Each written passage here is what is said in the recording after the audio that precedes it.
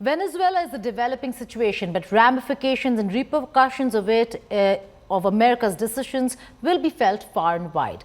I'm being joined by the person who presented his testimony at the United Nations Security Council discussing U.S. actions in Venezuela, Professor Jeffrey Sachs, renowned American economist and political analyst. Thank you so much for joining us here on India Today Global. It's a pleasure. Thank you. Professor Sachs, you spoke at the UNSC on U.S. actions in Venezuela. You spelled out America's plans of regime change through presidents, not just Trump. You have globally exposed the regime change playbook of the U.S. How has this action of Trump changed the rules-based order? Well, there is no rules-based order. That is a fairy tale of the United States. Anybody who believed that in the last 25 years wasn't paying attention. The United States is governed by a military security apparatus. The CIA, the Pentagon, other security agencies largely drive American foreign policy. And one of the pillars of American foreign policy is regime change, either through wars or through so-called color revolutions or through assassinations and coups. There are many ways to change a regime. In the case of Venezuela, the United States has been trying to change this regime, which it doesn't like, because it's a left-wing regime, because it deprives American oil companies of what they want.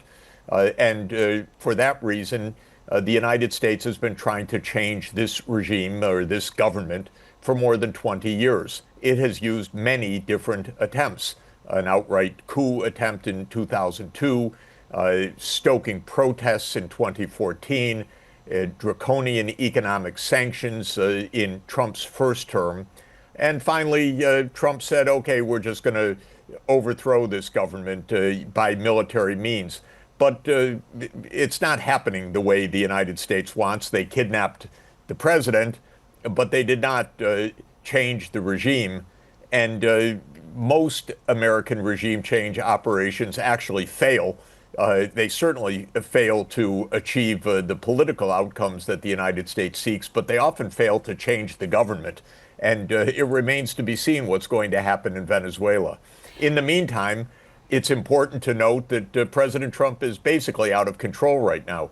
He's making demands and threats to countries all over the world, to Iran, to Nigeria, to Denmark, with its Greenland territory, to Colombia, to Mexico. So this is a fast developing situation, right. And not a happy one.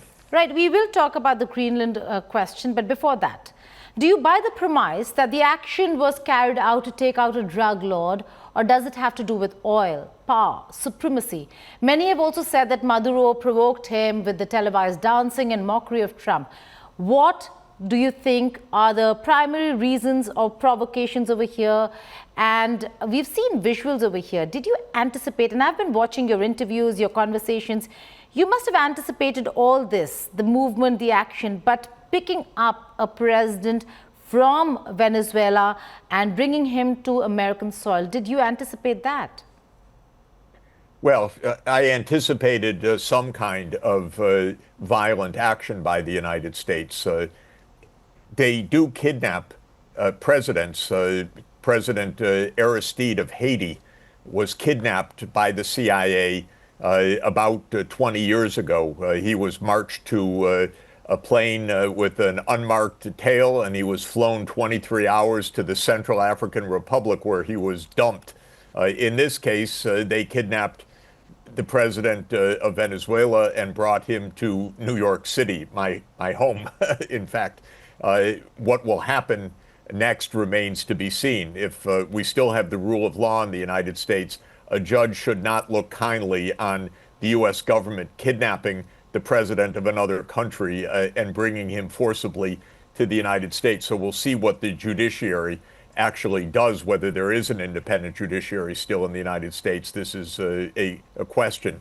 But it was clear that the United States was going to take some kind of violent regime change operation. And I just would like to share an interesting anecdote as part of this. In Trump's first term, in September 2017, in his first year of office, on the margins of the UN General Assembly in September of 2017, Trump had dinner with a number of Latin American presidents, and he said even then, so we're talking basically about 8 years ago, he said, why don't I just invade Venezuela? So my point is that this is something that has been on the minds of the U.S. Security state for a long time. In that dinner 8 years ago, the Latin American leaders talked him down, said, Mr. President, that's not a very good idea. It could create a lot of instability. It might not be helpful for you and for the United States. Well, this time he didn't seek advice or listen to advice. He just took his foot off of the brake on our military machine, and they went after it. But we're in very early days. Jeff, what's the intent here? Drug trafficking, doing away with drug traffickers, or is it oil and supremacy?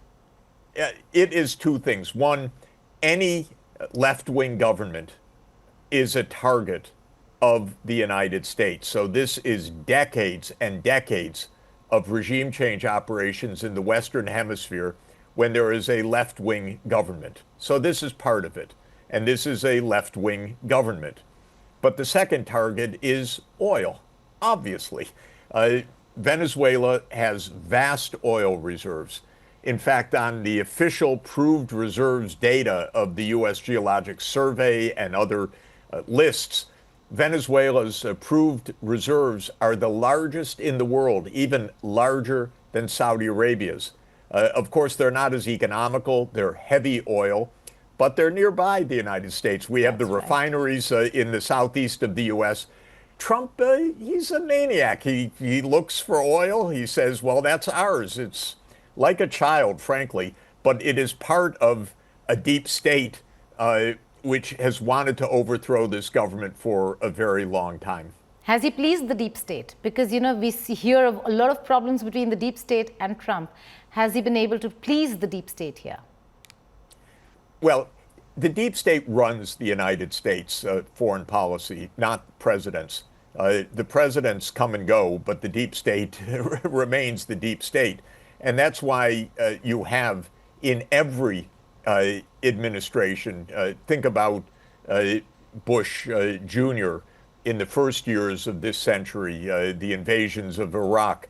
Then Obama, who seemed to be a very different person, but he launched the CIA operation to overthrow the Syrian government. He led the NATO operation to overthrow Muammar Gaddafi. He oversaw the U.S. operation to overthrow the president of Ukraine in February 2014. So he didn't change very much. Then came Trump. Trump used various means in Venezuela to try to crush the economy. By the way, the comprehensive sanctions that Trump put on were so excruciating that oil production in Venezuela, which is their overwhelming export, fell by 75% between 2016 and 2020, and the economy completely collapsed. But Maduro held power. Then came Biden. He had his own deep state operations, especially in Ukraine and in Gaza, together with Israel. Now Trump is in, he's got his operations. He's making threats all over the place. But my point is, look more deeply at U.S. foreign policy. While Trump is an aberration in certain ways, and if you'll pardon me, in the vulgarity of it, in the explicitness of it, in the open threats, this is how American foreign policy has worked for a very long time. It should not work this way. This is very dangerous. It's against international law. It is not a success story of the United States. It has cost us trillions of dollars. It has cost millions of lives. It does not produce the results that the U.S. deep state wants, but it is their modus operandi. Right. What is more egregious to you, Trump's actions or muted response of the international community? Well, the response of the international community is interesting. most countries don't really want to raise their heads because they don't want to be next. If in Europe, these are basically vassal states, almost occupied countries, I have to tell you, because the U.S. military bases are all over Europe. Europe views the United States as its protector against Russia. This is a little ironic because the United States is actually the biggest threat to Europe right now, not Russia. Trump is talking openly about basically invading or taking over Greenland, which is a territory of Denmark. And in fact, European leaders made a statement today, extraordinary, saying that Greenland belongs to Denmark and don't touch it. Can you imagine Europe having to tell the United States, don't invade us? But this is what it's really come to. So the reactions, a few leaders have been very forthright. China, very, very straightforward. This is against international law. It is a flagrant violation of international law. The Russian Federation, the same way. Two big superpowers speaking quite plainly. The Mexican government has spoken clearly that this is a violation. But Mexico, poor Mexico, on the border of the United States and being threatened directly by Donald Trump. Brazil, another major country, a partner of India in the BRICS. President Lula was very, very clear that this is a gross violation of international law and a threat to the peace and a threat to Latin America. So Right. you see the reactions of countries that can afford to make those reactions, and then you see a lot of the world leaders just trying to keep their head down so they don't get Donald Trump's animus right now. Right, that's absolutely right. But President Trump also said that that America is going to control Venezuela till the time there is a smooth transition of power. Could this, Professor Sachs, be Trump's Vietnam or Afghanistan moment? I very much doubt that the United States is going to control anything in this. How can they? This is a big country. They don't want to be a slave of the United States. They don't want to be a vassal of the United States. There are many people who want good relations with the United States. In fact, many people who would be thrilled for the U.S. to take over. A lot of the upper class and the lot of people who have suffered from the economic sanctions, actually, of the United States and from other causes of the economic collapse in Venezuela, would welcome the U.S. But the fact of the matter is there's a lot of opposition to the United States running this country, and I see no prospect for that actually happening. Usually, when the United States makes a regime change like this, the result is instability on a prolonged basis. That's right. Often quite deep instability, even civil war in some cases, like in Libya, a regime change operation followed by a civil war. This could happen in Venezuela. Often it's coups or assassinations or ongoing economic crisis, but very rarely do you kidnap a president, say we're going to run the country, and that it works out according to this somewhat fantastical idea of Mr. Trump. You've already warned that Greenland could be next, but I have to ask you this. What next? Panama, Colombia, Mexico, Greenland. Katie Miller, Stephen Miller's wife, had put out a post with the American flag over the Greenland map saying soon. And Trump reiterated the same thing. So is Greenland next? My fear is that Iran is next. Keep an eye on Iran. The reason is that Israel is obsessed with Iran, wants to overthrow the Iranian government and the United States for reasons that are not 100% clear, I have to say, is basically beholden to Israel. The United States fights wars that Israel tells the United States to fight. It's very, very dark, actually. And so when Netanyahu came to Mar-a-Lago last week just around New Year's, they made a joint statement basically saying, Iran, you're next, or you could be next. And Trump has said that with protests in Iran, if the government cracks down on the protests, we are basically locked and loaded. We're ready to fight. Well, this is clearly a typical deep state provocation. In other words, we're lining up the arguments, the human rights argument. We're going to go in and invade Iran to protect the people of Iran. This is a standard playbook. And so this is where I would expect the possibility of a real global explosion. And I would give a warning.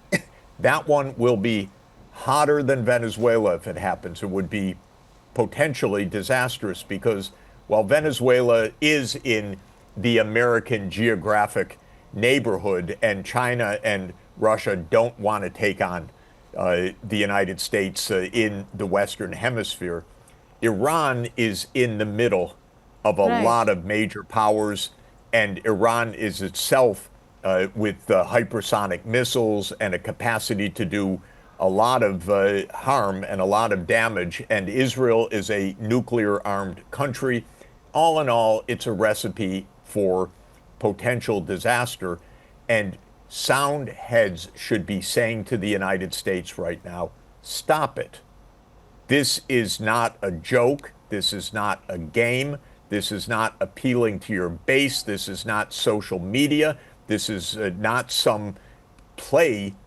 This is reality, and stop it before things get out of control. Right. Trump has threatened Iran, Mexico, Colombia, obviously Venezuela, Denmark, Nigeria in the last couple of weeks. A president of the United States making dire threats against half a dozen other countries.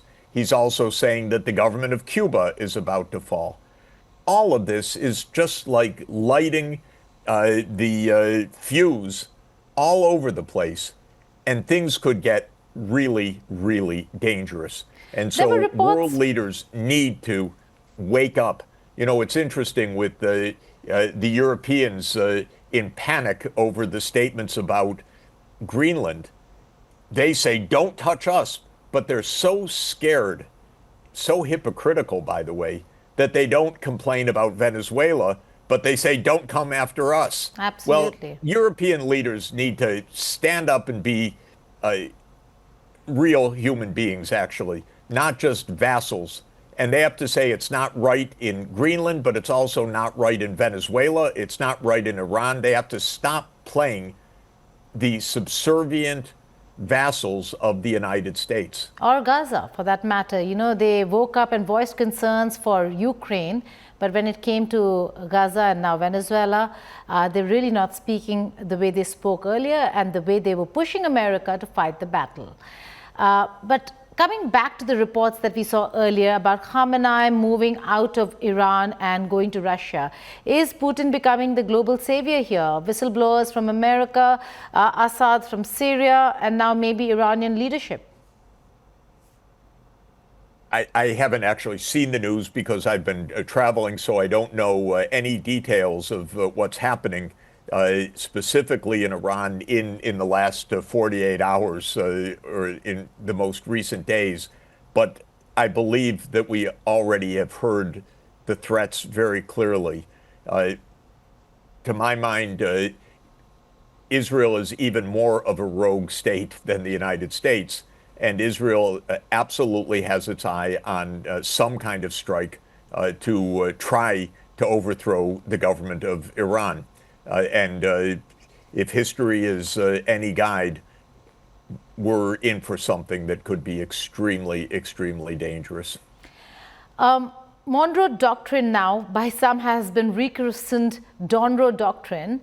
And we're looking at a Western Hemisphere narrative that has been put out by the Trump administration. Isn't that imperialistic and expansionist in nature at a time when maybe it's not just the international laws, but Trump has also violated some of the domestic war laws by not informing the Armed Services Committee, the Congress, not being kept in the loop, sir?